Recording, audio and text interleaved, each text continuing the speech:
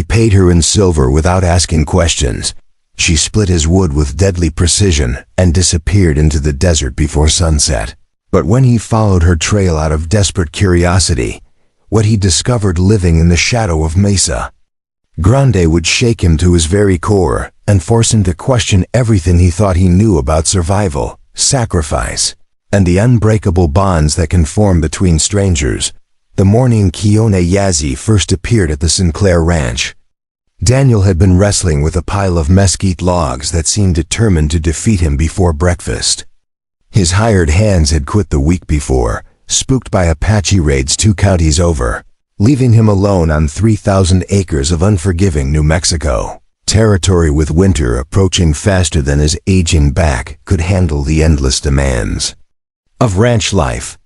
The desert stretched endlessly in all directions, painted in shades of rust and gold under a sky so vast it made a man feel like an ant crawling across the face of eternity. And Daniel had learned to find comfort in that immensity, even as it reminded him daily of his own insignificance. Before we jump back in, tell us where you're tuning in from, and if this story touches you, make sure you're subscribed, because tomorrow I've saved something extra special for you. Daniel Sinclair was a man carved from the same red stone as the mesas surrounding his land. Weathered by 42 years of desert sun and disappointment, widowed 3 years past when consumption took his Sarah, and stubborn enough to keep running cattle when every sensible rancher had either fled east or sold out to the railroad companies that promised prosperity but delivered only broken dreams and empty promises. His hands bore the scars of decades spent fighting this harsh land for every small victory, calloused palms that could gentle a spooked horse or build a fence line that would stand against desert winds, and his blue eyes had faded to the color of winter sky, reflecting the kind of weariness that came from burying too many hopes in ground that yielded grudgingly to human ambition. The ranch house itself told the story of those struggles.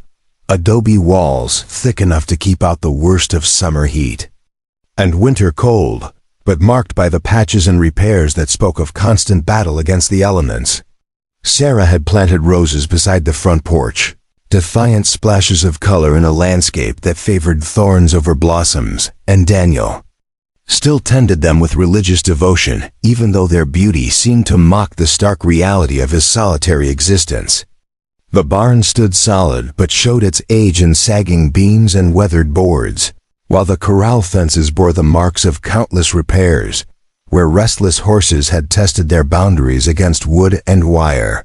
She materialized from the heat, shimmer like a mirage given form, walking up the dusty road with a stride that spoke of miles covered in silence, carrying nothing but a battered canvas sack and wearing clothes that had seen better seasons, but were mended with the kind of careful attention that spoke of pride in poverty. Her dark hair was braided with leather strips and adorned with small turquoise beads that caught the morning light, and her eyes held the sort of wariness that came from living always on the edge of other people's anger, watching the world through lashes that seemed to filter everything through layers of caution and hard-earned wisdom. The Apache raids had been increasing throughout the territory, desperate strikes by people driven from their ancestral lands and forced to choose between slow starvation on government reservations or the dangerous freedom of resistance.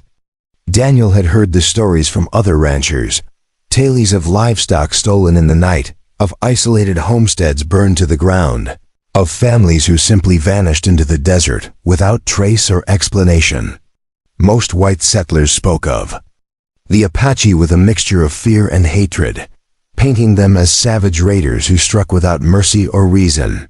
But Daniel had lived in this country long enough to understand that desperation could drive any people to actions they might never have contemplated in times of plenty. "You need wood split," she said without preamble, her English clear but carrying the musical cadence of her Apache tongue. Standing just beyond the shade of his porch while the sun painted everything in shades of copper and gold, her voice held no subservience despite her obvious need for work, no pleading or desperation, just a straightforward assessment of his situation and an offer to remedy it.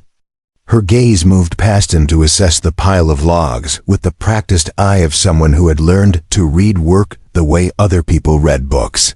Calculating time and effort with the precision of a master craftsman, Daniel straightened, wiping sweat from his forehead with the back of his sleeve, studying this unexpected arrival with the caution of a man who had learned that surprises in this territory were usually the kind that left you bleeding in the dirt. But there was something in her bearing that spoke of honesty rather than threat, a directness that cut through his usual suspicion like water through desert sand. She stood with the balanced poise of someone ready to move quickly if necessary, but there was no aggression in her posture, no challenge in her steady gaze, just the quiet confidence of someone who knew her own capabilities and was willing to demonstrate them for fair compensation. The morning air hung still and heavy between them, filled with the scent of sage and the distant promise of heat that would make the day a trial for anyone working under the open sky. Daniel's cattle lowed softly in the distance, and somewhere a mourning dove called with the lonely sound that seemed to capture something essential about life in this vast, empty country. He had grown accustomed to solitude since Sarah's death, finding a kind of peace in the rhythm of daily chores and the predictable challenges of ranch life. But this woman's sudden appearance stirred something in him that he had thought buried with his wife. "You Apache," he stated rather than asked, recognizing the bone structure and the way she held herself, alert but not aggressive, ready to move but not looking for trouble. When she nodded once without shame or defiance, simply acknowledging what was obvious, he found himself making a decision that would change both their lives in ways neither could have imagined. There was something about her quiet dignity that reminded him of his grandmother, a woman who had faced the hardships of frontier life with similar stoic grace, never complaining about circumstances beyond her control, but never surrendering to them either. The political situation in the territory had grown increasingly complex as more white settlers arrived and the government's Indian policies grew harsher. Daniel had watched the transformation of the landscape from his early days when Apache bands moved freely across traditional hunting grounds to the current state of armed camps and bitter resistance. He understood, perhaps better than most of his neighbors, that the people being driven from their lands were not the savage raiders of popular imagination, but families struggling to maintain their way of life in the face of overwhelming change. "Dollar a cord," he said, testing her reaction, and when she tilted her head slightly as if calculating something in a language he couldn't speak, then nodded acceptance. He pointed toward the woodpile with the kind of gesture that had sealed countless bargains in this harsh land, where a man's word was often the only currency that mattered. The price was fair by local standards, perhaps even generous, but he sensed that any attempt at charity would be met with polite but firm refusal. She had come seeking work, not handouts, and he respected that distinction even as he wondered what circumstances had brought her to his door.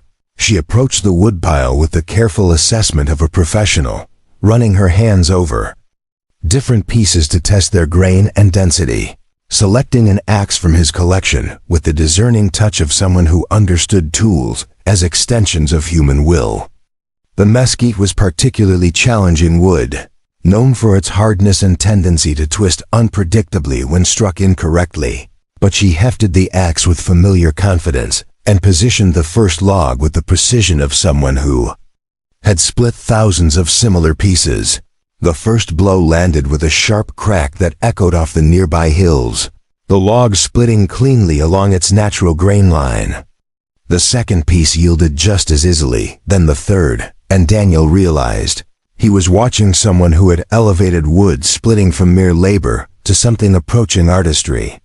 Her movements were economical and precise in a way that spoke of years spent turning raw strength into refined skill, never hurrying but never pausing, creating a rhythm that was almost hypnotic in its efficiency as chips flew and logs fell into perfect segments. She worked like controlled lightning, each swing of the borrowed axe finding the exact spot where the wood wanted to split, her movements flowing with the kind of grace that made difficult work look effortless. Preparing and narrating this story took us a lot of time, so if you are enjoying it, subscribe to our channel. It means a lot to us now. Back to the story.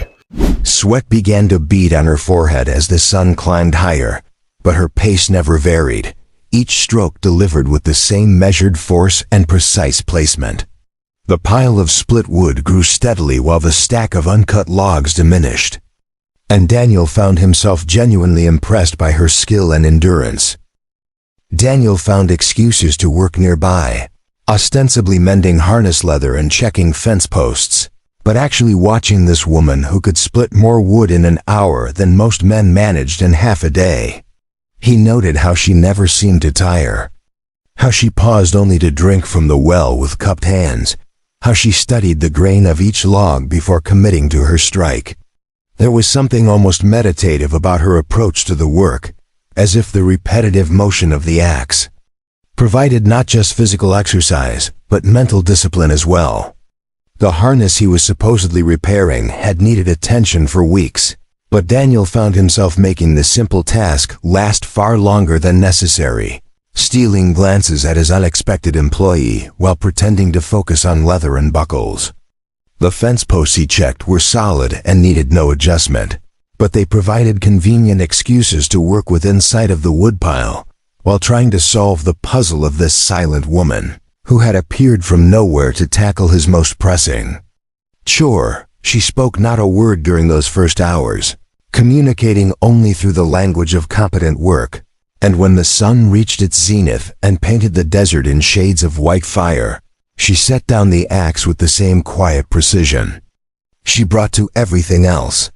She wiped her hands on her skirt and waited for payment with the patience of someone accustomed to the whims of employers, standing in whatever shade the woodpile afforded while the heat pressed down like a physical weight. The desert at midday was a furnace that could kill the unwary, but this woman showed no signs of distress despite hours of hard labor under the climbing sun. Her breathing was steady and controlled, her posture still erect and alert, suggesting a level of physical conditioning that spoke of a life lived close to the demands of survival. Daniel wondered what other challenges she faced daily that had prepared her for this kind of sustained effort. Daniel counted out silver coins into her palm, watching how her fingers closed around them with neither eagerness nor reluctance, simply acceptance of fair payment for honest work. The coins disappeared into a small leather pouch that she tucked carefully inside her shirt, and when he asked if she would return tomorrow, she gave that same single nod that seemed to be her preferred form of agreement before turning toward the road without farewell or backward glance. He watched her walk away into the shimmering heat, noting how she moved with the fluid grace of someone who belonged to this harsh landscape in ways he never would, despite decades of calling it home. Her figure wavered in the heat distortion until she seemed to merge with the desert itself, becoming part of the endless vista of sand and stone and scattered vegetation. Something about her departure left him with questions he couldn't quite formulate, a sense of mystery that followed him through his evening chores and into restless sleep. The next morning she appeared again with the sunrise, taking up the axe without greeting or instruction, resuming her work as if no time had passed. The rhythm she established was the same measured cadence as before, creating the same mesmerizing sound that seemed to make the hours disappear like water into desert sand. Daniel found himself looking forward to that sound in ways that surprised him, the steady percussion of productive work that broke the usual silence of his solitary existence. This pattern continued for a week, then two, until her daily arrival became as predictable as the sunrise itself, yet she remained as much an enigma as that first morning. She never spoke unless spoken to, never asked for anything beyond the agreed payment, never offered any glimpse into the life she returned to each evening when she vanished into the desert like smoke dissipating in wind.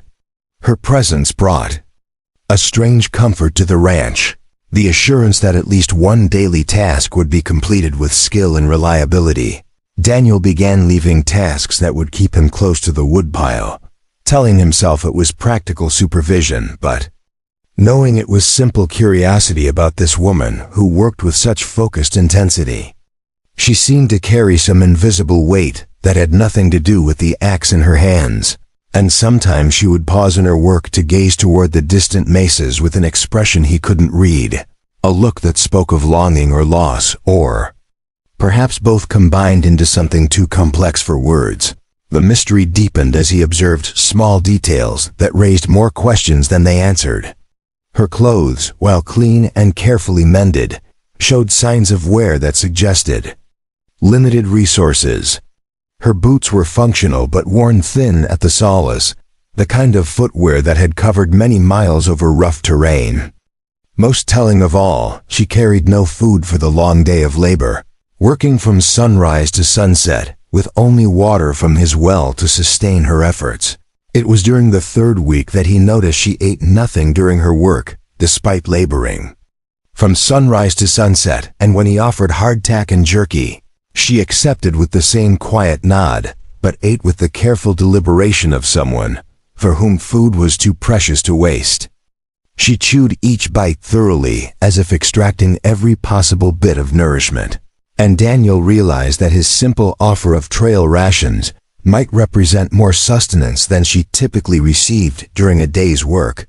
Her careful approach to eating spoke of hunger held in check by iron discipline, the kind of controlled consumption that came from never knowing when the next meal might arrive. Daniel had seen similar behavior among travelers who had crossed vast stretches of desert with inadequate supplies, but this woman made the same journey daily, suggesting that careful rationing was a permanent aspect of her existence rather than a temporary hardship. "You got family?" he asked one afternoon, the question emerging from his growing concern about her obvious hunger.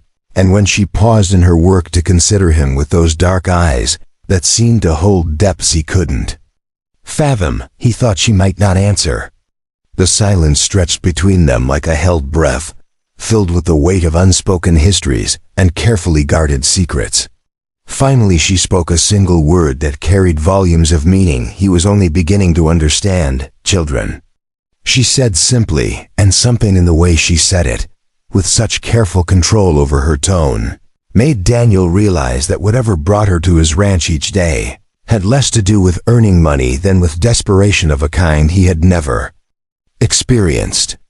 The word hung in the air between them like a bridge spanning a chasm of different experiences, and he understood suddenly that he was looking at a mother driven by the most fundamental of human needs.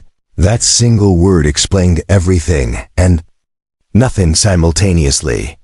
It accounted for her desperate focus on work, her careful rationing of food, her willingness to walk miles each day for $1's worth of labor. But it raised a dozen new questions about where these children were, how many she was supporting, what circumstances had brought them to such obvious need.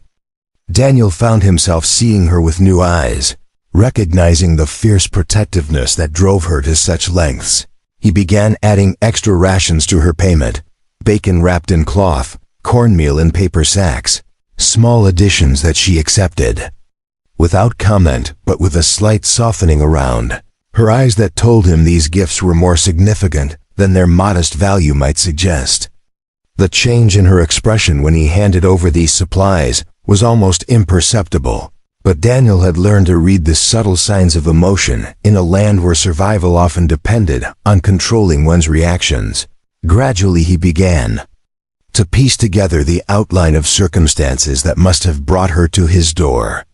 The Apache had been driven from their traditional lands, forced onto reservations or into hiding, caught between the advancing white settlements and the diminishing wild spaces where their people had lived for countless generations. Kiona was clearly one of those caught in this impossible situation, trying to survive in a world that had no place for her people while protecting children who depended entirely on her resourcefulness.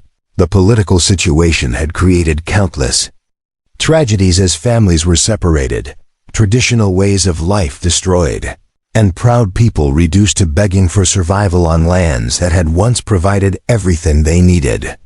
Daniel had heard stories of Apache children taken from their families, and sent to distant schools where they were forbidden to speak their native language or practice their customs. He wondered if Kiona's children were part of that hidden population, those who had somehow avoided the government's reach but lived constantly under threat of discovery. But questions multiplied faster than answers, and Daniel found himself wondering where she went each evening, how far she traveled, what kind of shelter housed those children she had mentioned with such careful restraint. Her daily disappearance into the vast desert seemed to swallow her completely, leaving no trace of her passage or destination. The landscape was riddled with hidden canyons and secret springs, known only to those who had grown up reading its subtle signs. Why a woman of obvious intelligence and capability was reduced to seeking work from isolated ranchers rather than finding some more stable situation remained a mystery that haunted Daniel's thoughts. Surely someone with her skills could find steadier employment in one of the growing territorial towns. Yet here she was, walking miles each day to split wood for a stranger, rather than seeking the security of regular wages and consistent shelter. His curiosity reached a breaking point on a Friday evening when she finished a particularly large section of the woodpile, creating neat stacks that would keep his fires burning well into winter. The precision of her work was evident in every pile, each piece cut to optimal length and stacked to allow proper air circulation for seasoning. As she prepared for her usual silent departure, Daniel made a decision that had been building for days like pressure behind a dam. "Hold on," he called, disappearing into his house and returning with a cloth sack heavy with supplies, beans and flour and salt pork, more than he had ever given her before. The weight of the sack was substantial, representing several days' worth of meals for a family, and when he pressed it into her hands he saw something flicker across her face, an emotion quickly controlled, but not before he glimpsed what might have been relief so profound it was almost painful to witness. She hefted the sack, testing its weight, and for a moment Daniel thought she might speak, might offer some explanation or expression of gratitude. Instead, she simply shouldered the burden with the same quiet competence she brought to everything else, turned toward the desert, and began walking into the gathering dusk. Her figure grew smaller against the vast landscape until she became moving speck against the red stone cliffs that marked the horizon.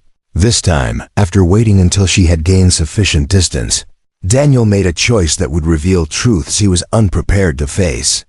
He saddled his horse and began following her trail, telling himself he was simply concerned for her safety, that a woman walking alone in this territory faced dangers from both human and animal predators. But he knew in his heart that curiosity had overcome his usual respect for privacy, driven by the growing mystery of this silent woman who had become such an important part of his daily routine. The trail led southeast toward Mesa Grande, winding through terrain that grew increasingly hostile as it climbed toward the towering red rock formation that dominated the horizon. Daniel found himself marveling at the distances this woman covered daily on foot, the sheer physical endurance required to make this journey twice each day while maintaining the energy to split wood for hours. The path she followed was barely visible, requiring intimate knowledge of the landscape to navigate safely. As the last light faded from the sky and stars began appearing in the vast desert darkness, Daniel crested a ridge and saw below him a sight that stopped his heart and changed forever his understanding of what survival meant in this unforgiving land. The scene that spread before him in the sheltered canyon would haunt his dreams and reshape his entire conception of human resilience, revealing a truth about courage and sacrifice that would challenge everything he thought he knew about the bonds between strangers. In a sheltered canyon below, hidden from casual view but visible from his elevated position, a small fire flickered beside what could barely be called a shelter, more like a lean-to constructed from salvaged materials and natural windbreaks, and around that fire sat 5 small figures, children ranging from perhaps 4 to 12 years old, waiting with the infinite patience of the young for the return of the woman who walked miles each day to earn money for their survival. Daniel's horse shifted nervously beneath him, sensing his rider's shock as the full scope of Kiona's situation revealed itself in the dying light of day. The canyon stretched below like a secret world carved from red stone, its walls rising high enough to block the view from any casual traveler, but offering precious little protection from the elements that could turn deadly in this unforgiving country. What he had discovered was not just a camp, but a carefully hidden refuge, positioned with the strategic mind of someone who understood that survival often depended on remaining invisible to those who might mean harm. The shelter itself was a masterpiece of improvisation, built into a natural alcove where wind-carved stone provided a partial roof and protection from the worst weather. Salvaged canvas stretched between carefully positioned poles created walls, while flat stones arranged in precise patterns formed a floor that would stay dry even during flash floods.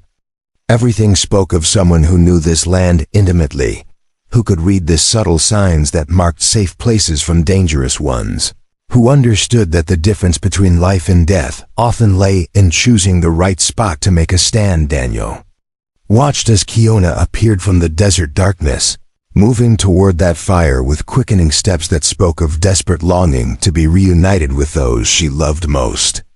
Her silhouette against the firelight transformed from the stoic worker he knew into something far more revealing, a woman shedding the careful control she maintained during working hours to become simply a mother returning home to children who represented her entire world. When she reached the circle of firelight, the children rose to greet her with quiet joy, their voices carrying faintly on the desert wind like music from another world. The oldest, a boy of perhaps 12 with serious eyes and the bearing of someone forced to grow up too quickly, stepped forward to take the heavy sack from her shoulders. A girl who might have been 10 moved to help Kiona settle beside the fire, while 3 smaller children clustered around her with the magnetic pull of young ones, seeking comfort from the person who meant safety in an uncertain world. The family's interaction revealed layers of organization and routine born from necessity, rather than choice. Each child seemed to have specific responsibilities, moving with the practiced efficiency of those who had learned that survival depended on everyone contributing according to their abilities. The older boy immediately began distributing items from the supply sack while the girl tended the fire with expert skill, adding just enough fuel to maintain warmth without creating smoke that might attract unwanted attention. She opened the sack he had given her, distributing its contents with careful precision, ensuring each child received an equal portion while reserving nothing for herself. Daniel realized with growing horror that his generous gift was probably the difference between adequate nutrition and hunger for those 5 young lives, depending entirely on what their guardian could earn through backbreaking labor. The methodical way she divided even the smallest portions spoke of long practice in making insufficient resources stretch to cover desperate need. The youngest child, barely more than a toddler with dark curls and eyes that seemed too large for her small face, climbed into Kiona's lap as she shared out portions of food. Even from his distant vantage point, Daniel could see the tenderness in her movements, the way she held the child while encouraging the others to eat, the absolute devotion that had driven her to seek work from a stranger rather than let those in her care go hungry. Her own meal, he noticed, consisted of whatever scraps remained after ensuring the children had eaten their fill.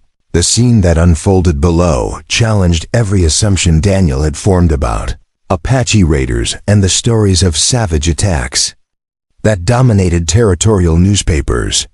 Here was no band of fierce warriors, but a small family struggling against circumstances that would have broken most people, maintaining dignity and love in conditions that reduced survival to its most basic elements. The children were well behaved and obviously cared for despite their desperate situation, evidence of a woman who refused to let poverty destroy the values she was determined to pass on. Daniel studied each child with growing amazement at what Kiona had managed to accomplish in impossible circumstances. The oldest boy moved with quiet authority, clearly serving as a lieutenant in the constant battle for survival while still maintaining the curiosity and energy of youth. The girl showed remarkable maturity in how she managed the younger children, stepping seamlessly into a maternal role when needed while somehow preserving her own childhood wonder. The three smaller ones, despite obvious hardships, displayed the resilience and adaptability that spoke of being loved unconditionally, even in the harshest conditions. Their clothing told stories of careful maintenance and creative adaptation.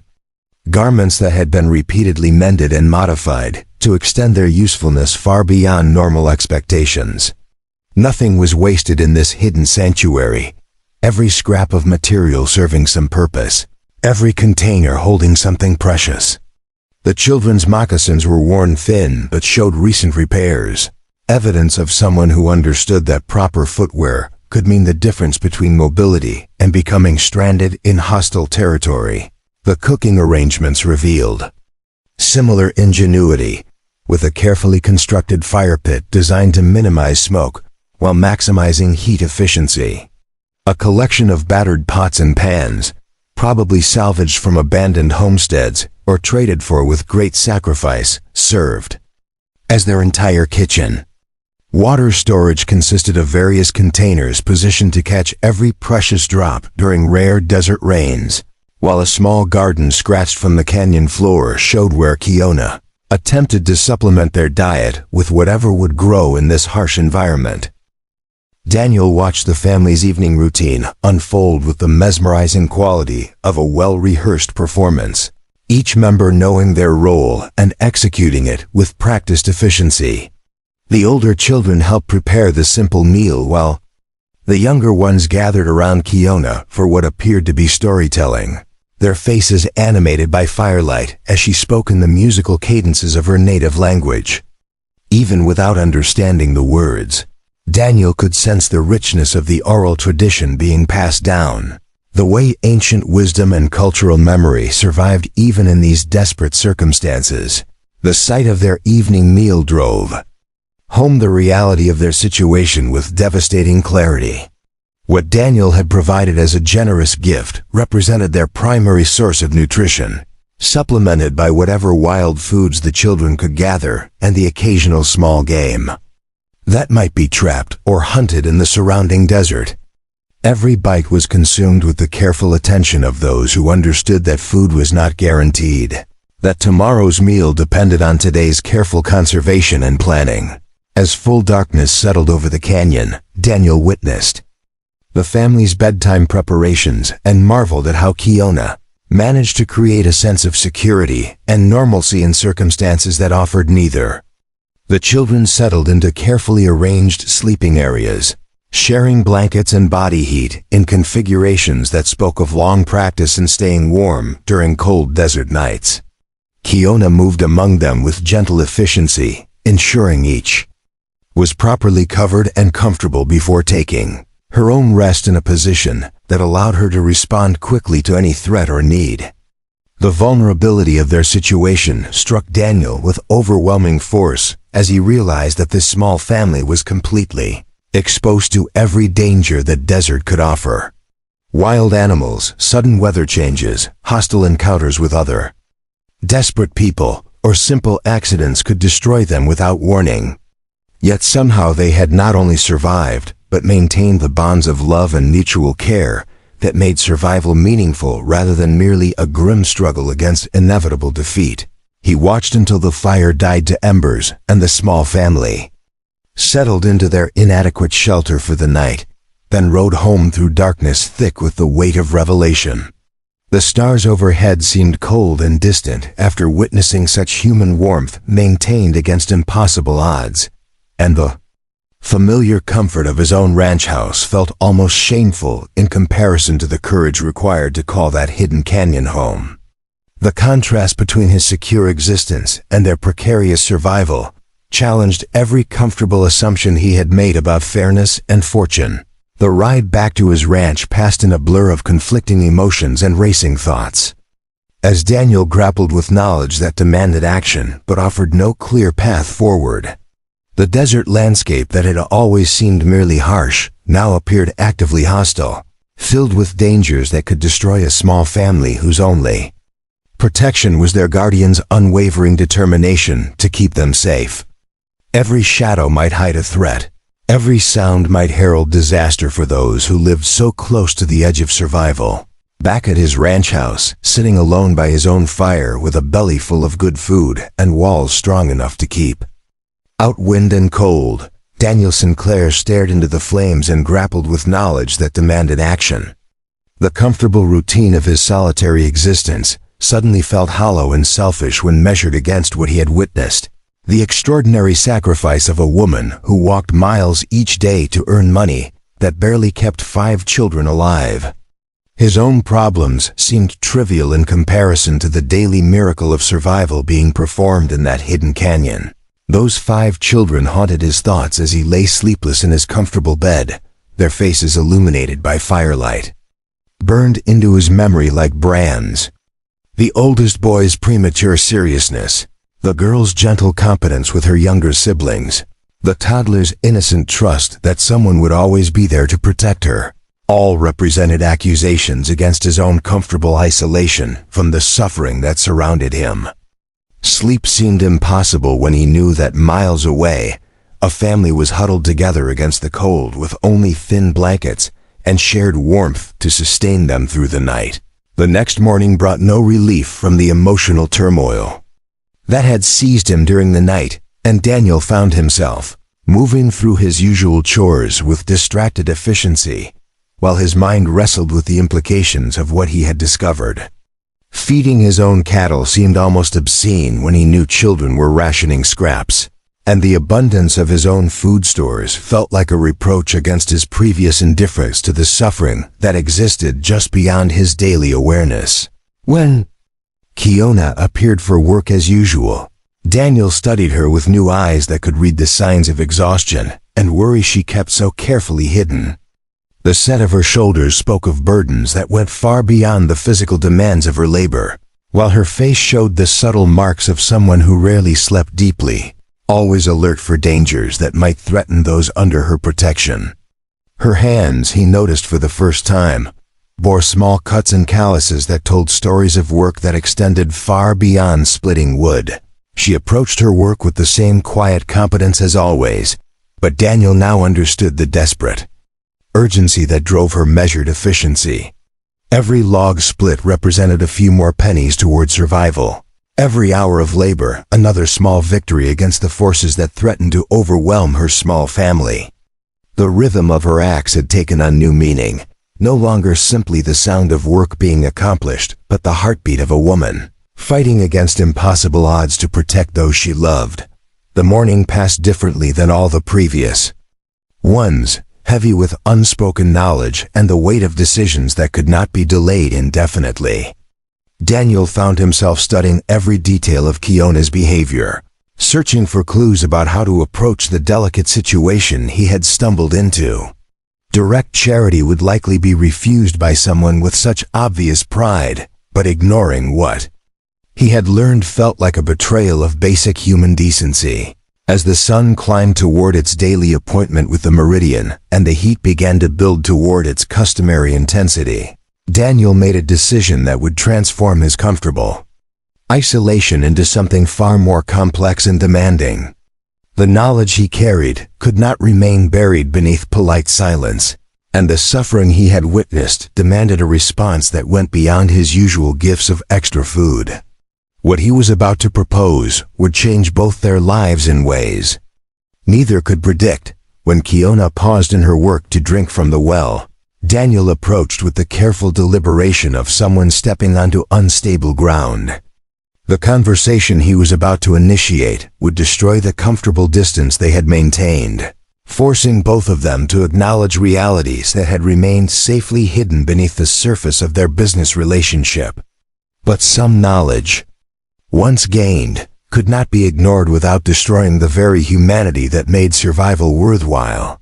"I know about the children," he said quietly, the words carrying across the small space between them like a bridge spanning a chasm of different worlds. The statement hung in the air between them, heavy with implications that would reshape everything that followed.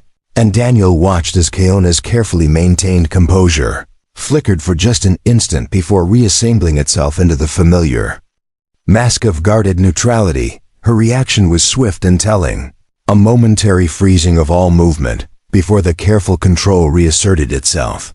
And Daniel realized he was seeing the response of someone who had lived too long under threat to trust even apparent kindness without careful examination. The silence that followed his declaration stretched like a held breath, filled with the weight of secrets exposed, and the uncertain promise of changes that might bring salvation or disaster. You followed me, she said finally, not an accusation, but a simple statement of fact delivered with the same careful neutrality she brought to everything else. There was no anger in her voice, no surprise, just the weary acceptance of someone who had learned that privacy was a luxury she could not afford. Her dark eyes studied his face with the intensity of someone reading signs that might determine the fate of everything she held precious.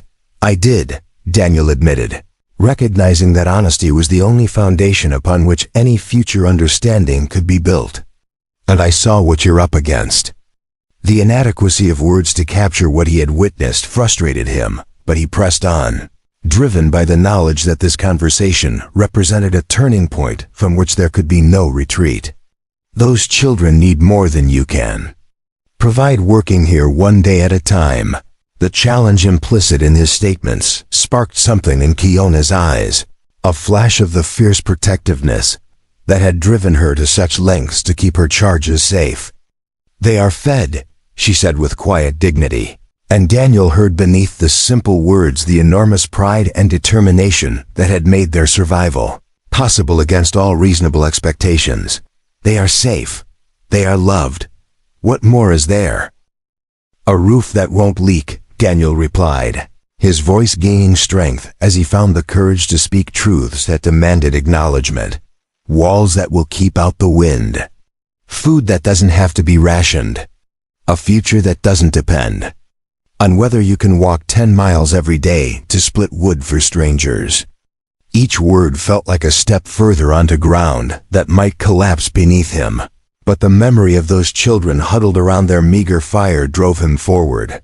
The conversation that followed would determine whether his discovery represented an opportunity for positive change or merely another burden for a woman already carrying more than any person should be asked to bear. And Daniel found himself praying to a god he had sometimes doubted that he would find the right words to bridge the gap between his comfortable certainty and her hard-won wisdom about survival. Keona set down the axe with deliberate precision, her movements betraying none of the turmoil that Daniel's words had unleashed, and when she finally spoke, her voice carried the weight of stories that stretched back through generations of displacement and loss. Tales of a people forced to choose between surrender and an existence that demanded sacrifices no parent should ever have to make. You think you understand what you saw, she said, each word carefully measured as if speaking in a language that could detonate if mishandled. But you see only this moment, this place, these circumstances.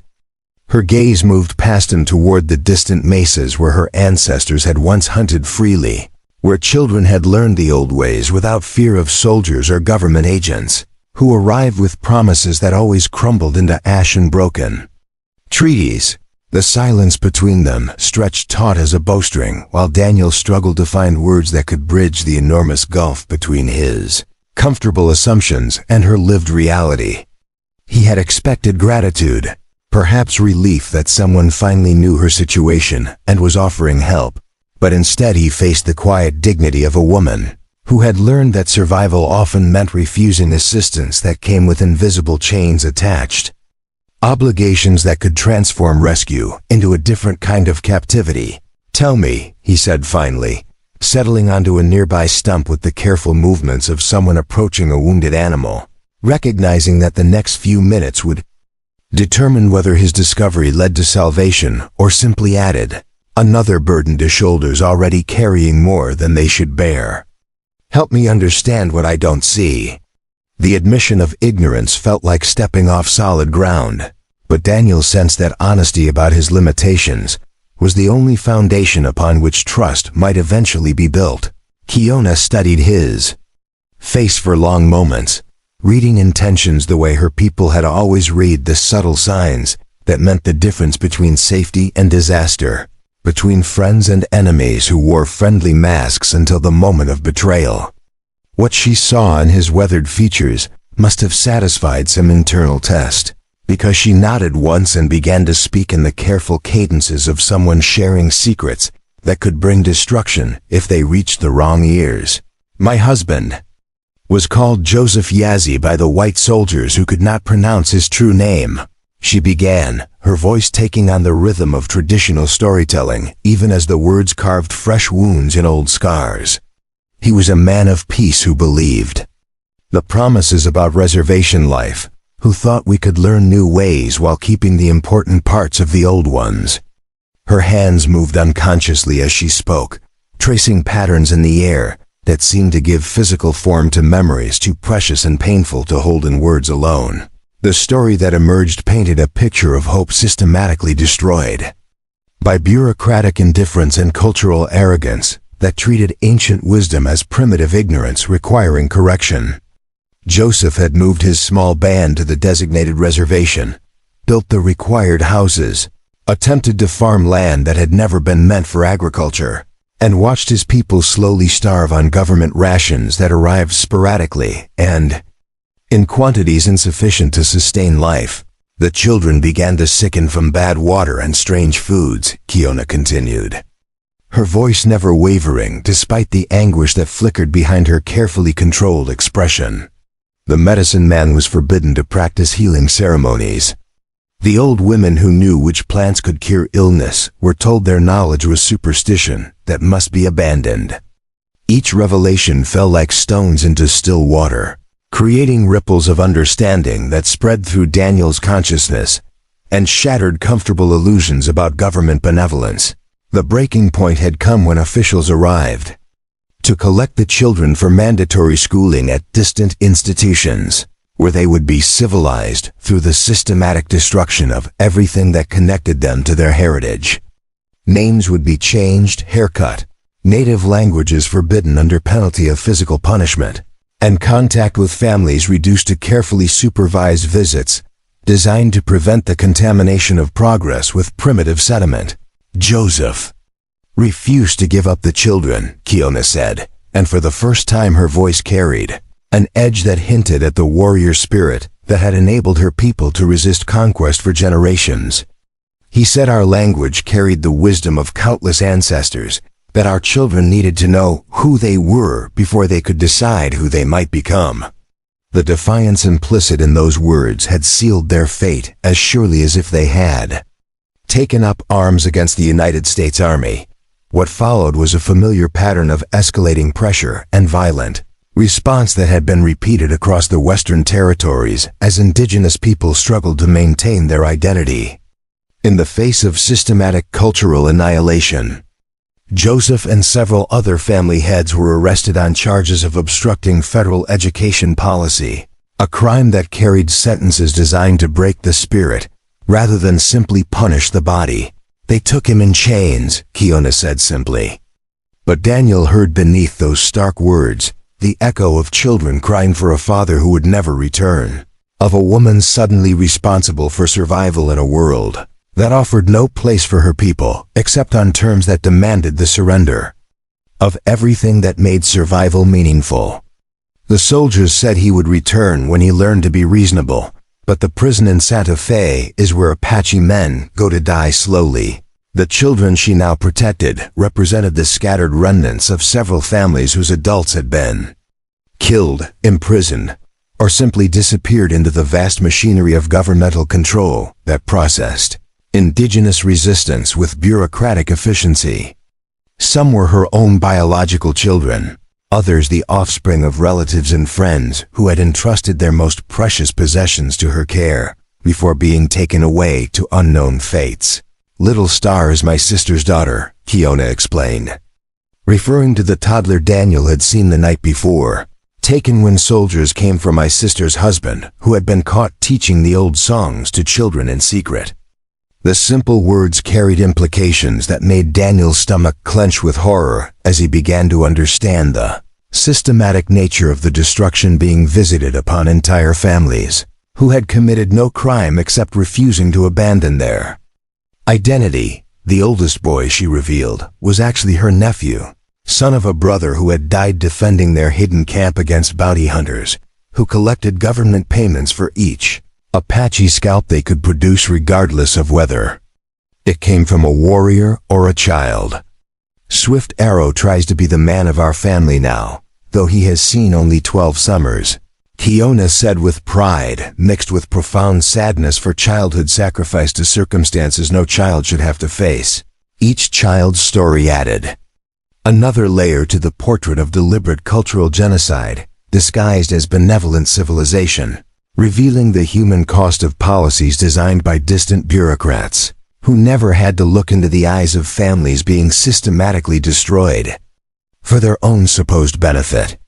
The girl who tended the fire so expertly was an orphan whose parents had died from diseases introduced by contaminated reservation water supplies, while the two middle children were siblings whose mother had been killed trying to prevent their forced removal to a boarding school. So you see, Kiona concluded, her narrative having transformed Daniel's understanding of everything he thought he knew about the Apache situation.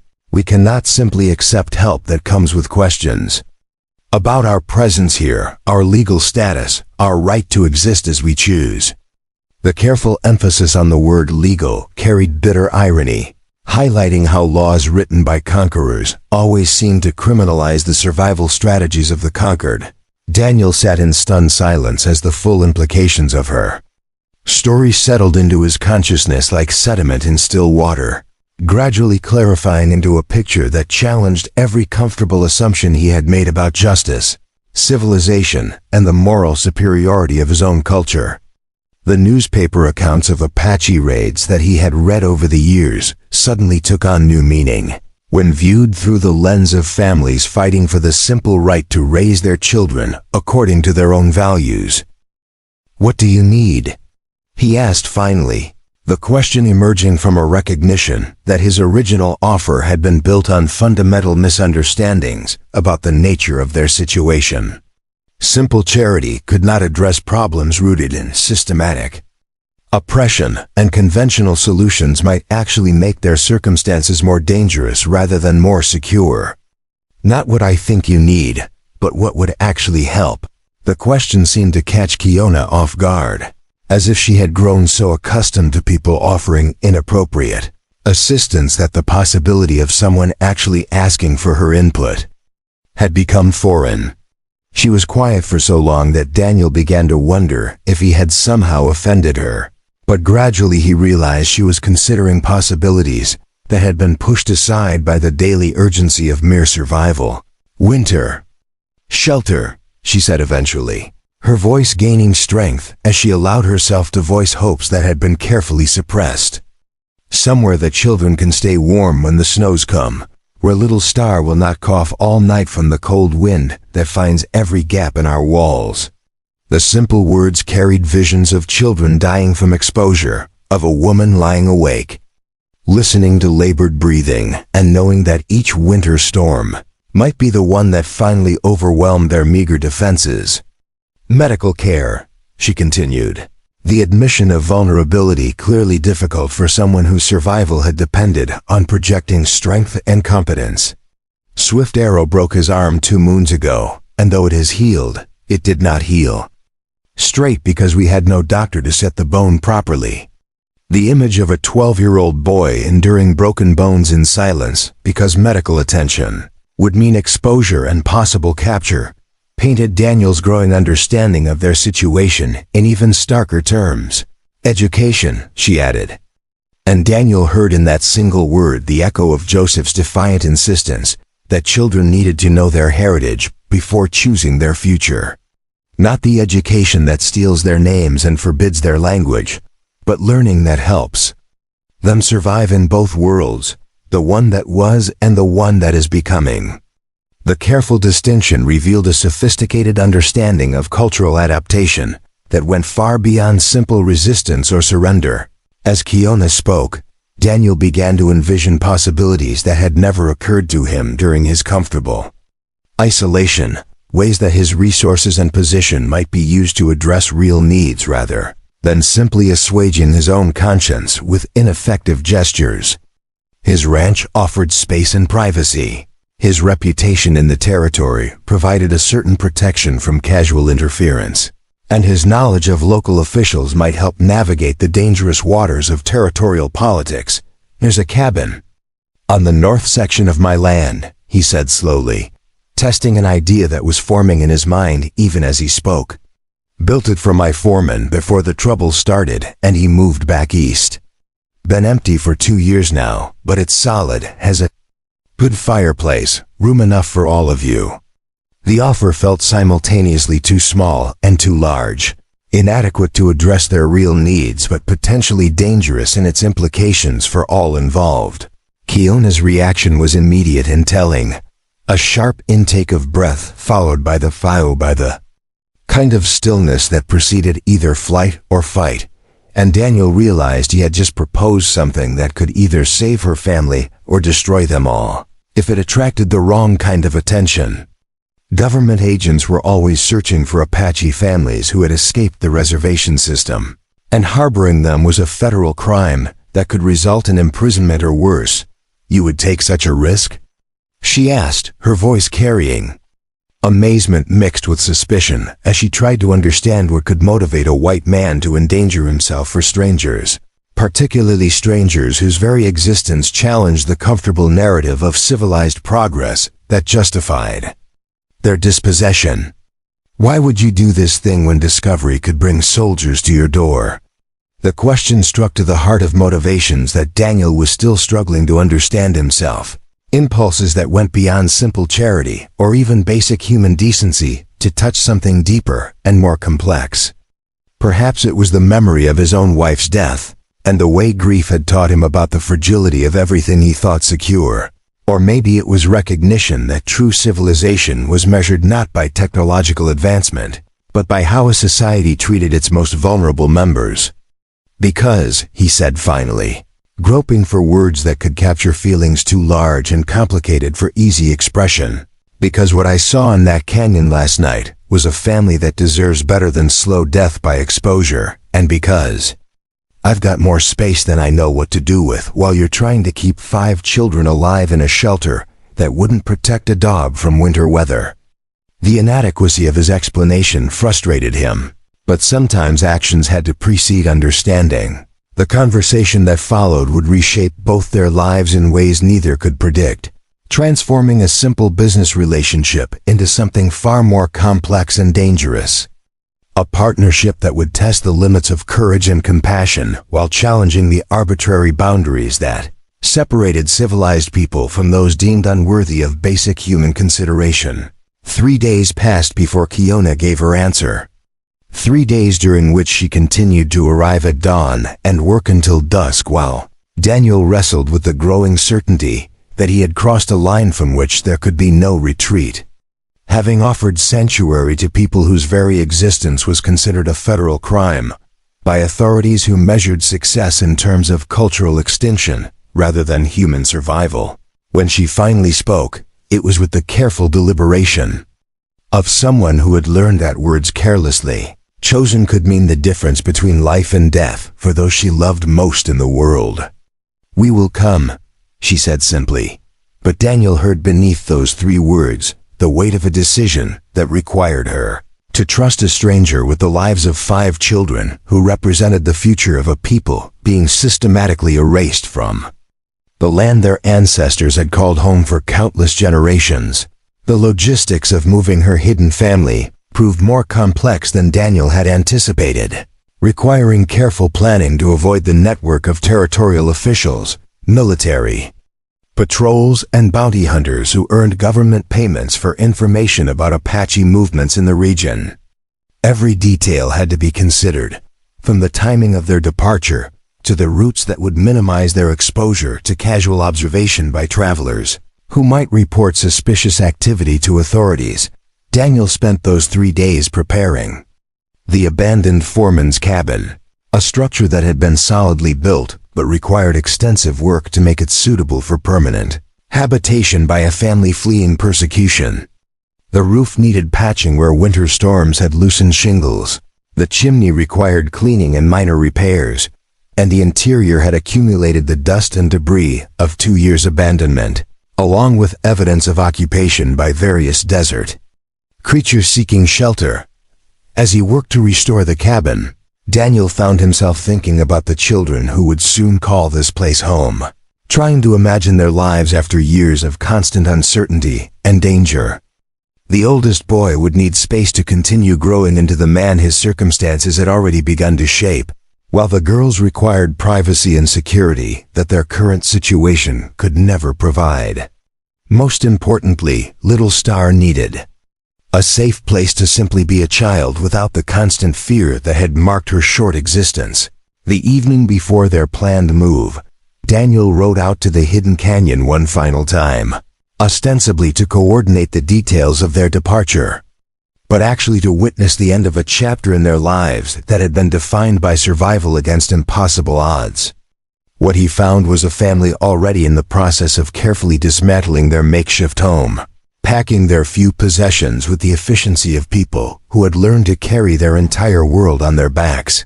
Kiona worked alongside the children to erase every trace of their presence, understanding that the canyon might eventually serve as refuge for other displaced families who needed sanctuary from the systematic destruction being visited upon their people. Nothing that could reveal their identity or destination was left behind, and even the fire pit was carefully scattered and disguised to look like a natural formation rather than evidence of human habitation. The children themselves showed remarkable composure during this transition, displaying the resilience that had enabled them to survive circumstances that would have broken many adults. Swift Arrow took charge of organizing their few tools and weapons, handling responsibilities that spoke of premature maturity forced upon him by events beyond his control.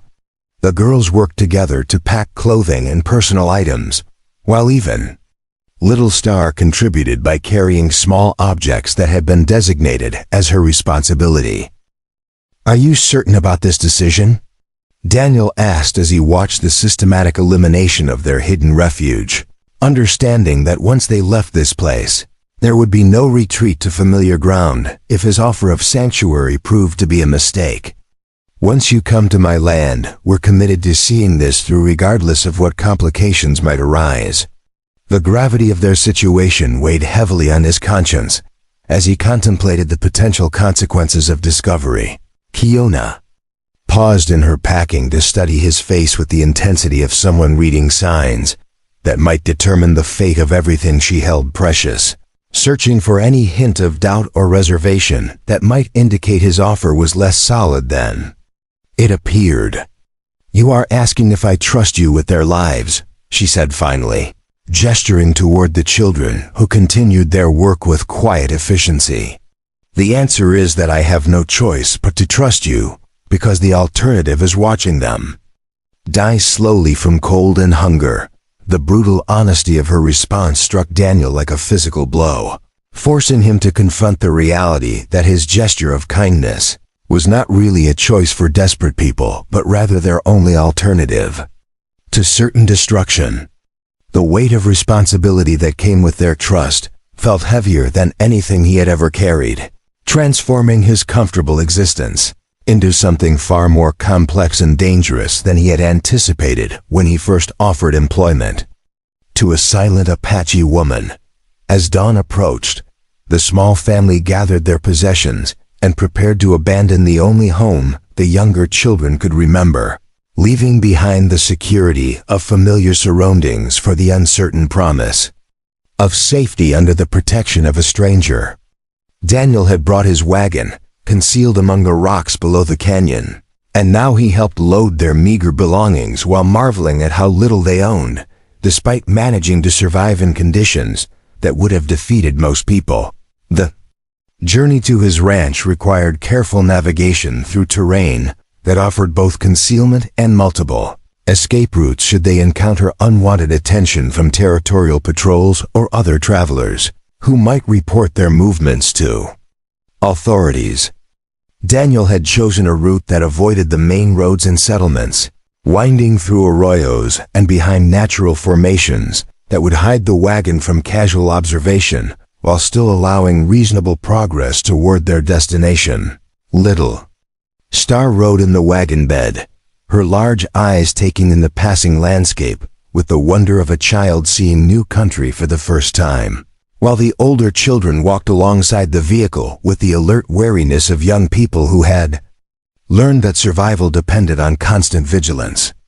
Kiona moved like a scout, ranging ahead to check for potential dangers and dropping back to ensure the group remained together and safe. The tension during that journey was palpable, every distant dust cloud representing a potential threat that could transform their careful relocation into a desperate flight for survival. Daniel found himself questioning every decision, wondering if he was leading these vulnerable people into greater danger rather than providing the sanctuary he had promised. The children's quiet trust in his leadership felt like an enormous weight that grew heavier with each mile they traveled. When they finally reached the cabin, hidden in a grove of cottonwoods along a seasonal creek that provided both water and natural concealment, Daniel felt a mixture of relief and apprehension as he realized that the easy part of their arrangement was now complete, while the real challenges were just beginning. The children stood in the doorway of their new home with expressions that mixed hope with caution, clearly wanting to believe in this promised security, but afraid to trust completely in something that seemed too good to be true. The cabin itself was larger than their canyon shelter, but still modest by most standards, containing 2 main rooms with a sleeping loft accessed by a wooden ladder, a stone fireplace that would provide both heat and cooking facilities, and windows that had been carefully positioned to provide light while maintaining defensive visibility of the surrounding area. Daniel had stocked it with basic supplies, but he realized as the family explored their new quarters that many necessities would still need to be acquired.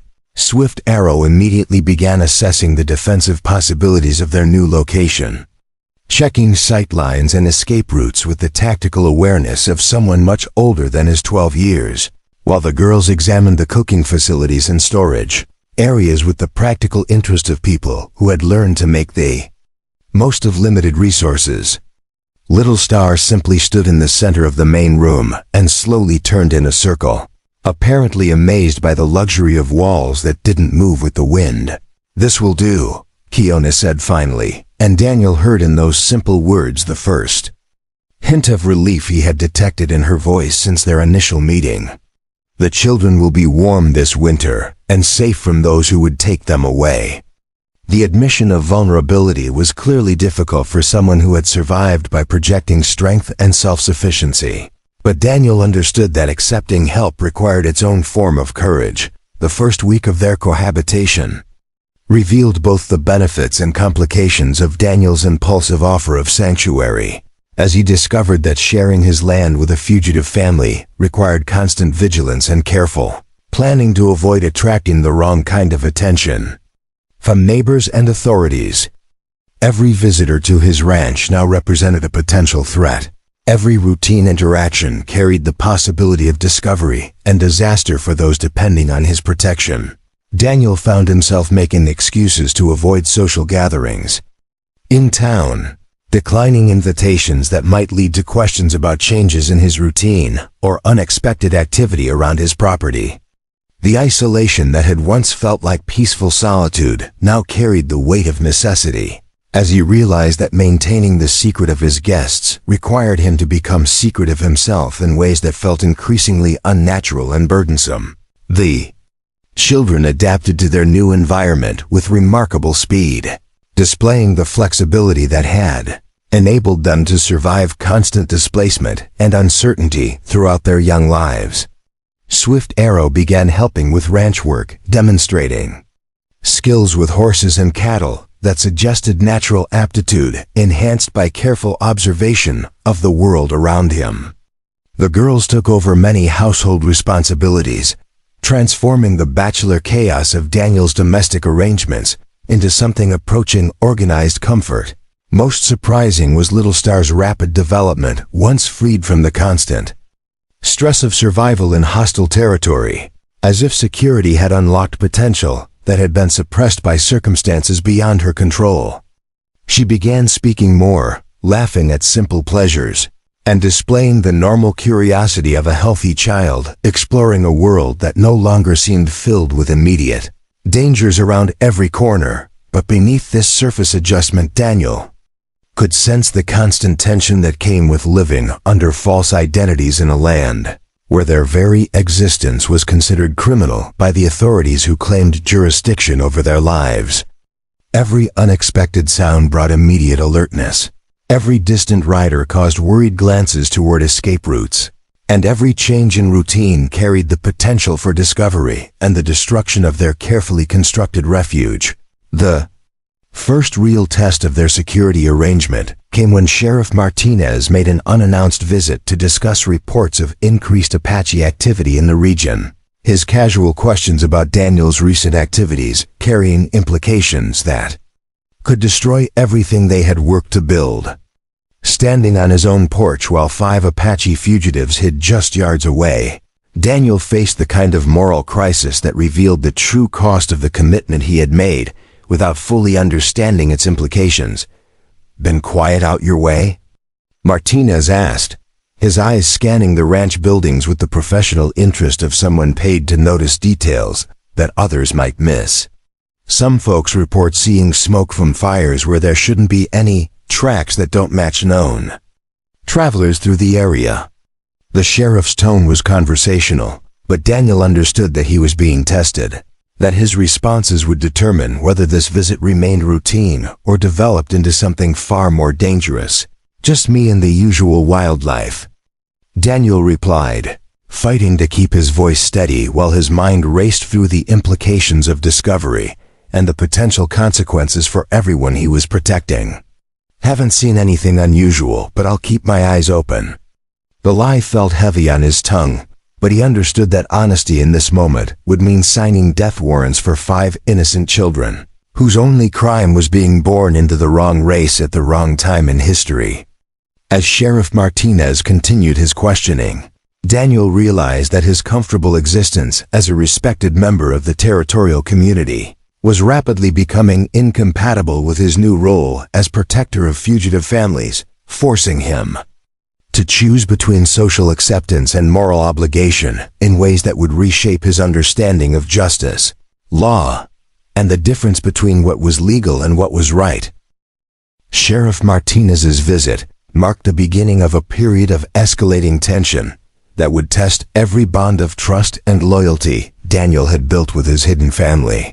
As reports of Apache sightings increased throughout the territory and federal agents arrived to coordinate a systematic sweep designed to capture the remaining fugitive families who had escaped the reservation system. The very air seemed to crackle with danger as mounted patrols crisscrossed the region with increasing frequency, their presence a constant reminder that discovery meant death or imprisonment for those Daniel had sworn to protect. 2 weeks after the sheriff's unsettling questions, Daniel returned from a supply run to town with news that turned his blood to ice water in his veins. Federal Marshal William Creed had established a temporary headquarters in the territorial capital, bringing with him a reputation for ruthless efficiency in hunting down escaped Apache families and a bounty system that paid substantial rewards for information leading to their capture. Worse still, Creed had announced his intention to personally investigate every ranch and homestead within a 50-mile radius, conducting thorough searches for any sign of unauthorized Apache presence. The Marshal's methods were legendary throughout the southwestern territories, combining legal authority with extra-legal brutality that had earned him the hatred of indigenous peoples and the grudging respect of white settlers, who valued results over constitutional niceties. His approach typically involved offering substantial bribes for information, while simultaneously threatening severe consequences for anyone found harboring fugitive families.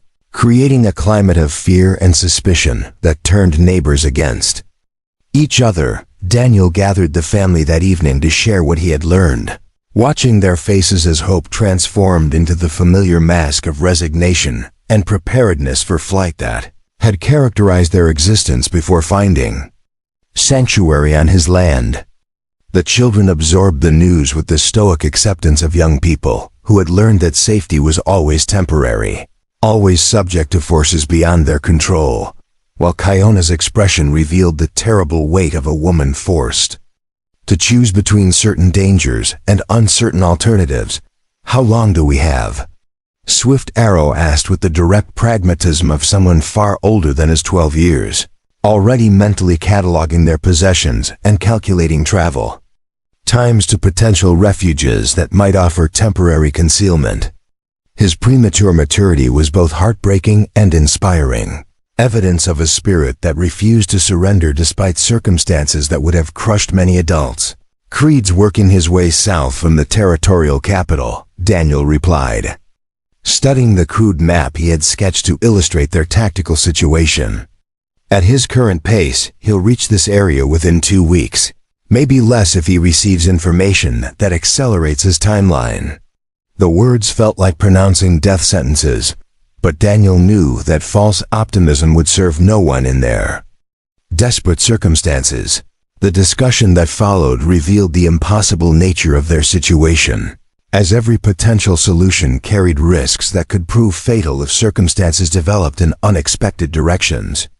Fleeing deeper into the desert offered concealment, but virtually guaranteed death from exposure or starvation during the approaching winter months. Attempting to blend into the general population was impossible for people whose racial features marked them as Apache in a territory where being Apache was effectively criminal. Kiona had been largely silent during their tactical planning, but now she spoke with the quiet authority of someone who had faced similar crises before and understood the harsh mathematics of survival in hostile territory. "There is another way," she said, her words carrying implications that immediately captured everyone's attention, despite their understated delivery. "But it requires trust in someone we have never met, and acceptance of help from those who may have their own reasons for keeping us hidden." The possibility she described involved making contact with a network of sympathetic families scattered throughout the territory, people who had quietly opposed the government's Indian policies and were rumored to provide assistance to fugitive Apache families when circumstances permitted such dangerous generosity. The existence of this underground railroad was more legend than confirmed fact, but Kiona had heard enough stories to believe that real help might be available for those desperate enough to seek it. "My grandmother spoke of a white woman named Catherine Morrison who lived near the Mexican border," Kiona explained, her voice taking on the cadence of someone sharing oral traditions that had been carefully preserved through generations of displacement and persecution. This woman was said to have Apache friends from the old days, before the wars began, and her ranch was known as a place where wounded warriors could find healing without questions about their politics or tribal affiliations. The plan that emerged from their desperate brainstorming was audacious in its simplicity and terrifying in its potential consequences, requiring them to split up temporarily while Daniel attempted to make contact with this possibly mythical network of assistance. He would ride south under the pretense of conducting ranch business, seeking Catherine Morrison and any evidence that the Underground Railroad actually existed, while the family remained hidden in their cabin and prepared for immediate flight. If his mission failed, Swift Arrow immediately volunteered to accompany Daniel on this reconnaissance mission, arguing with logic beyond his years that an Apache guide would be essential for navigating the cultural complexities of approaching people who might help or might turn them in for the substantial bounties being offered. His courage was remarkable, but Daniel understood that taking the boy would multiply their dangers exponentially while potentially depriving the family of their most capable defender if disaster struck. "You stay with your family," Daniel told him firmly, recognizing the disappointed acceptance in the young man's eyes while admiring the protective instincts that had driven his offer. "If something happens to me, they'll need you more than I do." The words felt like preparing for his own funeral, but Daniel knew that realistic planning required acknowledging the possibility that his mission might end in capture or death. The 3 days Daniel spent preparing for his journey were filled with the kind of detailed planning typically associated with military operations, as every aspect of his absence had to be carefully orchestrated to maintain the illusion of normal. Ranch operations while protecting his hidden family from discovery.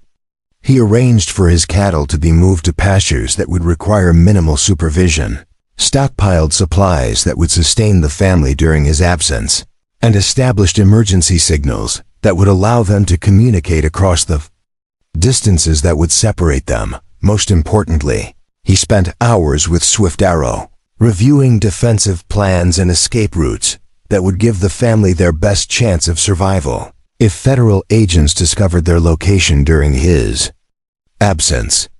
The boy absorbed these tactical lessons with the focused intensity of someone whose life might depend on remembering every detail, asking questions that revealed a sophisticated understanding of the challenges they would face if forced to flee. On foot across hostile territory, the night before his departure, Daniel found himself unable to sleep as the weight of responsibility pressed down on him like a physical force, making him acutely aware that 5 innocent lives depended on his ability to locate help from people who might not exist among communities that had every reason to view strangers with suspicion. The comfortable certainties of his previous existence had been completely shattered, replaced by moral complexities that offered no easy answers or guaranteed outcomes. Kiona seemed to sense his internal struggle, joining him on the porch where he sat staring into the darkness and wrestling with doubts that threatened to paralyze him with their intensity. "You did not ask for this burden," she said quietly, her voice carrying the wisdom of someone who had learned to find strength in accepting rather than fighting circumstances beyond her control. "But you have carried it with honor, and that courage will guide you to the right decisions." Her faith in his abilities felt simultaneously comforting and terrifying, reminding Daniel that his actions over the next few days would determine whether their carefully constructed sanctuary became a permanent refuge or merely a temporary pause before final disaster. The children were sleeping peacefully in their beds, trusting in the adults to solve problems that had no clear solutions, their innocent confidence serving as both inspiration and an almost unbearable pressure to succeed. Dawn brought the beginning of Daniel's most dangerous journey as he saddled his horse and prepared to ride into territory controlled by people who might view him as either a potential ally or an enemy to be eliminated, depending on factors he could not predict or control. His cover story involved purchasing cattle from ranchers near the Mexican border, a plausible explanation for his presence that would hopefully deflect casual curiosity while allowing him to conduct his real mission. The family gathered to see him off with the subdued ceremony of people who understood that farewells might be permanent in their precarious world, each face reflecting the complex mixture of hope and fear that had become their constant companions. Little Star clung to his leg with the desperate affection of a child who had lost too many important people, while the older children maintained careful composure that barely concealed their awareness of the stakes involved in his mission. As Daniel rode away from the ranch, he carried with him not just the hope of finding sanctuary for his adopted family, but the growing realization that his comfortable existence as an isolated rancher was gone forever, transformed by circumstances that had revealed both the best and worst aspects of human nature in a territory where survival often depended on the kindness of strangers who had every reason to protect themselves rather than help others. The journey south took him through increasingly desolate country, where scattered homesteads clung to existence in harsh conditions that tested the endurance of even the most determined settlers, and Daniel found himself wondering how many of these isolated families might be hiding their own secrets or harboring their own fugitives from the systematic injustices being perpetrated in the name of civilized progress. Every face he encountered could belong to either a potential ally or a deadly enemy. Marshal Creed's influence was evident throughout the region, with wanted posters bearing crude sketches of Apache faces plastered on buildings in every settlement. Daniel passed, while conversations in general stores and saloons inevitably turned to discussions of bounties and the growing pressure to report any suspicious activity to federal authorities. The atmosphere of suspicion and fear was palpable, creating a climate where trust became a luxury that few could afford. After 2 days of careful travel and cautious inquiries that yielded more questions than answers, Daniel finally reached the area where Catherine Morrison's ranch was supposedly located, only to discover that finding one person in the vast emptiness of the borderlands was far more challenging than he had anticipated. The few locals he encountered were either ignorant of her existence or deliberately evasive when her name was mentioned, suggesting that if she did exist, she had good reasons for maintaining a low profile. The breakthrough came when Daniel's horse threw a shoe near a small settlement that barely qualified as a town, forcing him to seek assistance from a blacksmith who studied his face with the intense scrutiny of someone accustomed to evaluating the trustworthiness of strangers. After completing the necessary repairs, the man engaged Daniel in seemingly casual conversation that gradually revealed itself to be a careful interrogation designed to determine whether this traveler might be friend or foe. "You're looking for someone," the blacksmith said finally, his statement carrying the weight of certain knowledge rather than mere speculation. "Question is whether you're looking to help them or hurt them, and whether you understand the difference between what's legal and what's right in this country." The words hung in the air between them like a test that would determine whether Daniel's mission ended in success or disaster. Daniel's response to that implicit challenge would determine not only his own fate, but the future of 5 children, whose lives depended on his ability to convince strangers that his intentions were honorable despite the dangerous illegality of his mission. And as he prepared to speak words that could either open doors or trigger his own destruction, he realized that everything he had once believed about law, justice, and moral obligation was about to be tested in ways he had never imagined possible. Daniel met the blacksmith's penetrating gaze with the steady directness of a man who had learned that survival sometimes depended on revealing truth to strangers while keeping it hidden from friends, understanding that his next words would either open the door to salvation or seal the fate of 5 innocent children, whose only crime was being born into a world that had no place for their people.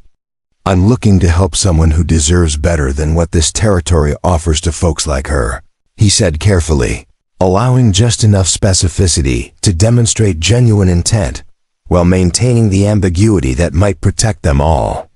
If this conversation was being overheard by unfriendly ears who might transform compassion into criminal conspiracy, the blacksmith studied Daniel's weathered face for long moments that felt like hours, reading the subtle signs that spoke of character and motivation with the practiced eye of someone whose survival had depended on making such judgments quickly and accurately.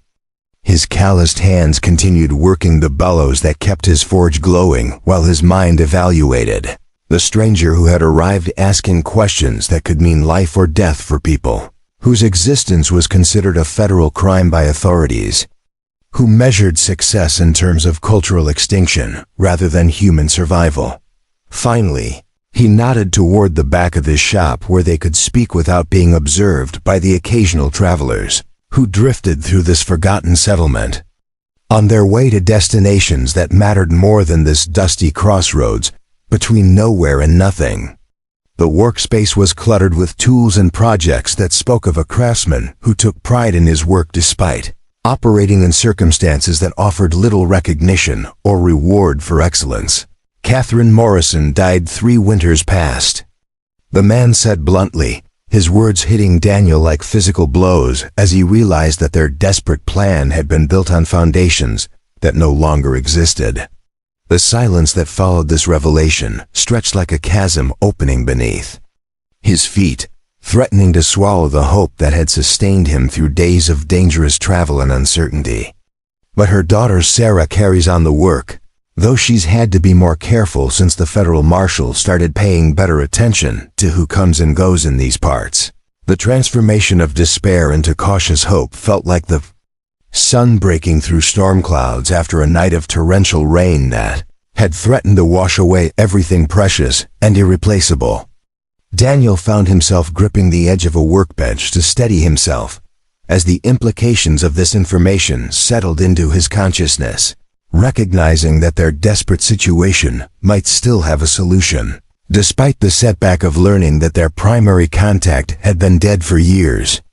The blacksmith, who introduced himself only as Tom with the careful economy of someone who understood that too much information could be dangerous for everyone involved, explained that Sarah Morrison had inherited more than just her mother's ranch when the older woman succumbed to pneumonia during a particularly harsh winter that had claimed many lives throughout the borderlands. She had also taken on the dangerous responsibility of maintaining a network that provided assistance to Apache families fleeing the systematic persecution that characterized federal Indian policy in the territories. She's got reason to help. Your people, Tom continued, his voice dropping to barely above a whisper as he shared secrets that could mean death for everyone involved if they reached the wrong ears. Her mother was married to an Apache man before the wars started, back when such things were possible without bringing soldiers to your door. Sarah's got half-sisters somewhere in Mexico, assuming they survived the crossing. The personal motivation behind the Underground Railroad suddenly made sense, rooted in family connections that transcended the artificial boundaries imposed by governments and racial hatred. The network that had developed around the Morrison ranch was more extensive and sophisticated than Daniel had dared to hope, involving ranchers, merchants, and even some territorial officials who had grown disgusted with policies that turned neighbor against neighbor in pursuit of goals that served political ambition rather than human welfare. Messages traveled through seemingly innocent business correspondence, supplies moved through legitimate commercial channels, and safe houses were established in locations that appeared to have no connection to Apache assistance. Tom explained that the Underground Railroad operated on principles of compartmentalized information and rotating responsibilities, ensuring that no single person knew enough details to compromise the entire network if captured and tortured by federal agents, who had proven willing to use extreme methods to extract information from suspected collaborators. Each safe house operated independently, receiving and forwarding travelers without knowing their ultimate destination or the identities of other participants in the chain of assistance. The sophistication of their security measures reflected years of dangerous experience and bitter lessons learned from operations that had been compromised by informants or simple bad luck that had resulted in the capture and execution of families who had trusted their lives to strangers. Tom's willingness to share this information with Daniel represented an enormous act of faith, based on his intuitive assessment of character and motivation rather than any concrete evidence of trustworthiness. Tom provided Daniel with detailed directions to the Morrison Ranch along with the specific words and phrases that would identify him as someone seeking help rather than offering bounty hunting services disguised as friendship. The recognition codes changed regularly to prevent infiltration by federal agents who had proven remarkably creative in their attempts to penetrate the network through false identities and manufactured emergencies designed to expose sympathetic civilians. Tell Sarah that Tom the Smith sends his regards and hopes her roses are blooming despite the late frost, he instructed, emphasizing the exact wording that would identify Daniel as a legitimate contact rather than a potential threat. She know what that means, and she know I wouldn't have given you those words unless I trusted you with my own life as well as hers. The weight of that trust felt heavier than anything Daniel had ever carried, transforming his mission from personal quest into sacred obligation. The journey to Sarah Morrison's ranch took Daniel through country that grew increasingly wild and desolate as he approached the Mexican border, terrain that offered both concealment for those seeking to disappear and danger from the various outlaws and renegades who used the remote canyons and hidden valleys as bases for operations that existed outside the reach of conventional law enforcement. Every shadow might hide either salvation or destruction for a lone traveler carrying secrets that could reshape lives. The landscape itself seemed to reflect the moral ambiguity of the borderlands, where traditional concepts of law and order had been replaced by more fundamental questions of survival and loyalty that transcended the artificial boundaries drawn by politicians who had never experienced the harsh realities of frontier existence. Daniel found himself constantly alert for signs of other travelers, understanding that anyone he encountered might be friend or enemy, depending on circumstances he could not predict or control. Sarah Morrison proved to be a woman in her early 30s whose sun-weathered appearance and practical clothing spoke of someone who had learned to survive in harsh country through competence rather than depending on others for protection. Her ranch showed signs of careful maintenance despite its remote location, suggesting resources and determination that went beyond simple subsistence farming. When Daniel approached her modest adobe house, she emerged with a rifle held in casual readiness that indicated both caution and capability. Her initial wariness when Daniel arrived at her isolated ranch was quickly replaced by professional interest once he delivered Tom's recognition phrases exactly as instructed, transforming her from a suspicious frontier woman into a seasoned operative in a dangerous underground network. The speed of her transformation suggested years of practice in evaluating strangers and making split-second decisions about their trustworthiness based on subtle cues and carefully guarded intuition. "You're the rancher who's been harboring Kiona Yazzie and her children," she said without preamble, demonstrating knowledge that both impressed and alarmed Daniel as he realized the extent of the intelligence network that connected Apache sympathizers throughout the territory. "Word travels fast in our community when someone takes the kind of risks you've been taking." Her tone carried approval mixed with concern for the dangers that such visibility might bring to everyone involved in their precarious operation. The conversation that followed revealed the scope of the crisis facing Apache families throughout the southwestern territories. As Sarah shared intelligence about Marshall Creed's systematic campaign and the increasing effectiveness of bounty hunters, who had turned the capture of fugitive families into a profitable business that attracted some of the most ruthless men in the territory. The network had been forced to become more cautious and selective in recent months, helping only those families whose capture seemed imminent rather than providing assistance to everyone who requested it. "Creed's getting close to your area," Sarah warned, her words confirming Daniel's worst fears about the timeline they faced while providing specific details that made their situation even more urgent than he had imagined. "Our sources say he's planning to search every ranch and homestead within a 50-mile radius of the territorial capital, and he's got enough men to make those searches thorough rather than perfunctory." The systematic nature of the federal campaign meant that discovery was not a matter of if but when, unless the family could be moved to genuinely safe territory. The Marshals' methods had evolved through years of experience hunting Apache families, combining legal authority with extra-legal brutality that had earned him both fear and grudging respect throughout the territory. His search teams included Apache scouts who had been coerced into cooperation through threats against their own families, making it virtually impossible for fugitive groups to avoid detection once they fell within his operational area. The call to possible for fugitive groups to avoid detection once they fell within his operational area.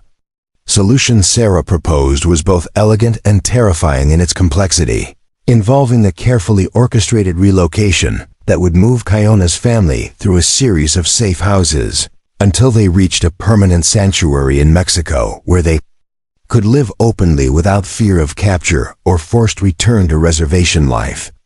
The journey would require perfect timing and absolute trust in people they had never met, while any mistake or betrayal would result in capture and likely death for everyone involved in the operation.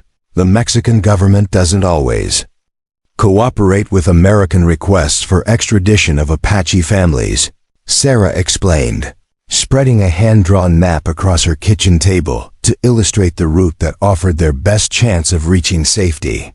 There are communities south of the border where your family could start new lives, places where being Apache is seen as heritage rather than criminal identity.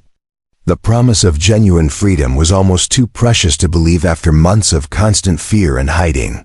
The map revealed a network of safe houses stretching from the New Mexico border to established Apache communities in the Sierra Madre Mountains of Mexico, each way station carefully chosen for its isolation and the reliability of its operators. The route avoided major settlements and known patrol areas while following natural features that would provide concealment and water sources necessary for survival during the dangerous journey.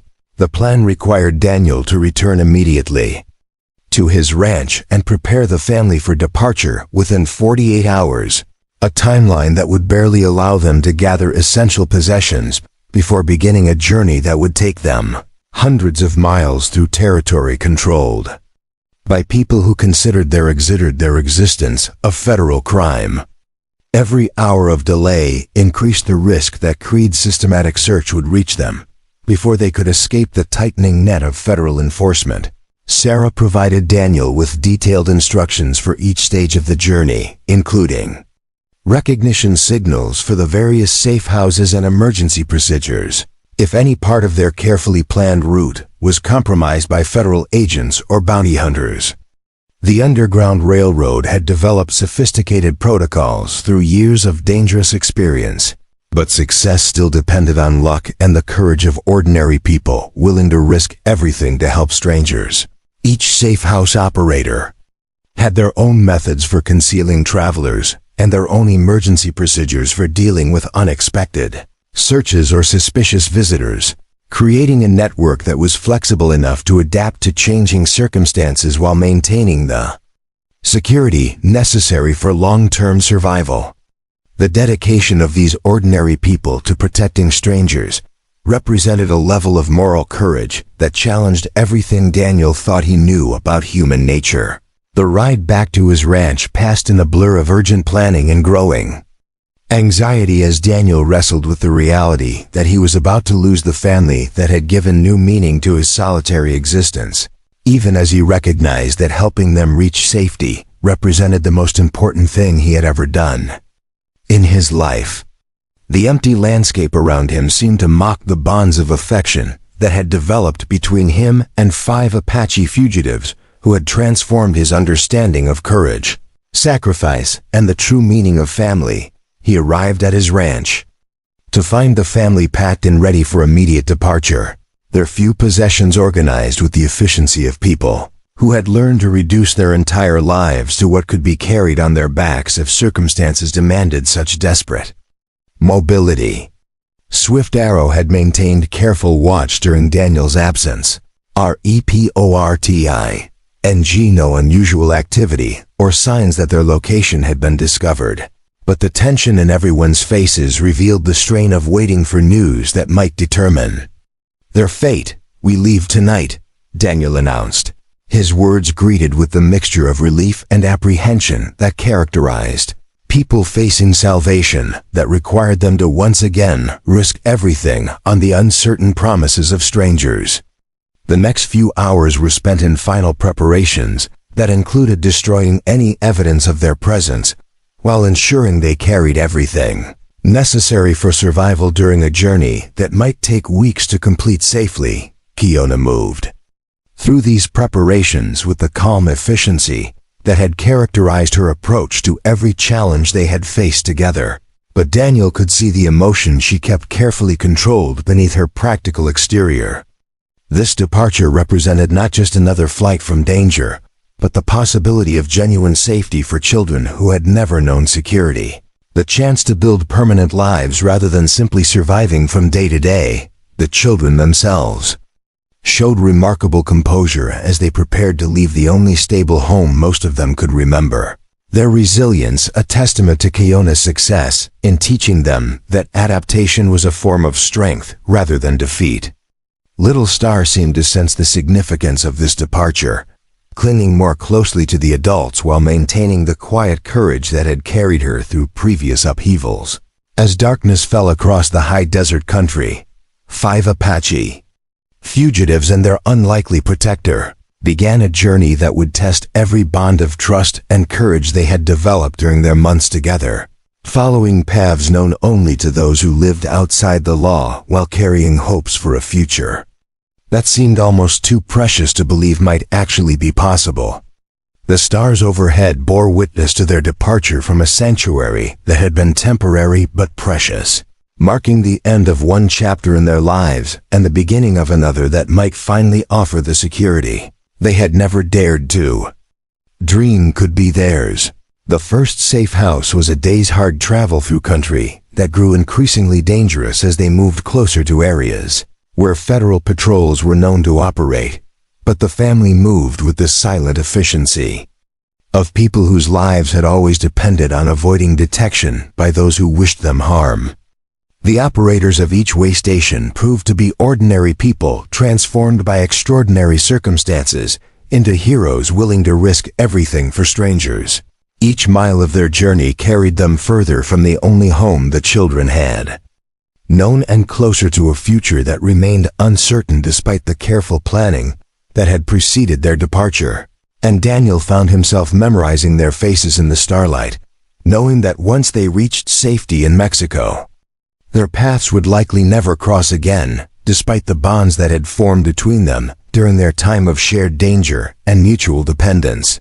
3 days later, as they approached the final safe house before crossing into Mexican territory, Daniel realized that his role as protector was nearly complete, and that soon he would return to his ranch to face an empty cabin and the echo of voices that had brought life and meaning to his solitary existence. The children who had taught him about courage would disappear into new lives, where their Apache heritage would be a source of pride rather than a death sentence. The Mexican village where their journey ended was a place where Apache families lived openly among neighbors who valued diversity rather than demanding conformity, where children could learn traditional songs without fear of punishment, and where the future held promise rather than the constant threat of persecution that had defined their previous existence. As Daniel watched Kiona and her children walk into that village, he understood that they were finally home in ways that went far beyond simple geography. Standing alone at the border as the family he had protected disappeared into their new lives, Daniel Sinclair realized that his own journey was just beginning, that he would return to his ranch carrying memories and convictions that would reshape everything he thought he knew about justice, courage, and the obligations that bind human beings together across the artificial boundaries of race and nationality. Up next, you've got 2 more standout stories right on your screen. If this one hit the mark, you won't want to pass these up. Just click and check them out, and don't forget to subscribe and turn on the notification bell so you don't miss any upload from us.